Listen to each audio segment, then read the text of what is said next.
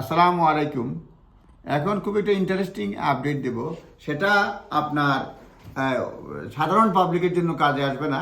এটা শুধুমাত্র রাজা উজিরদের ব্যাপার।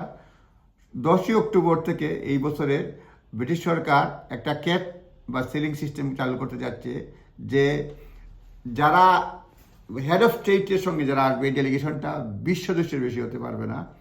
আর মন্ত্রী পর্যায়ের কেউ আসলে ডেলিগেট যেটা 10 সদস্যের বেশি আসতে হবে না।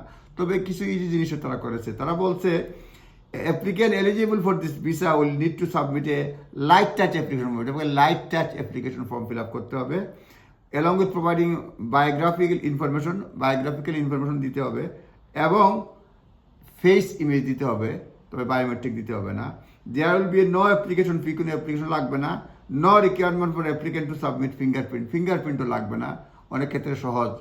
সুতরাং এটা 10ই অক্টোবর 2024 সাল থেকে ভিআইপি ডেলিগেট ভিসা আম পাবলিকের জন্য কাজে আসবে না। হেড অফ স্টেট হলে 20 জন, মন্ত্রী পর্যায়ের হলে 10 জন, এবং তাদের এই light touch application form fill up করতে হবে।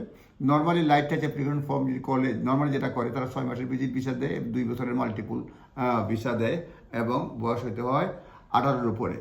জাস্ট একটা আপডেট দিলাম। আশা করি যারা রাজনীতি সচেতন খবর রাখতে চান তাদের ভালো লাগবে। ভালো থাকবেন। আসসালামু আলাইকুম।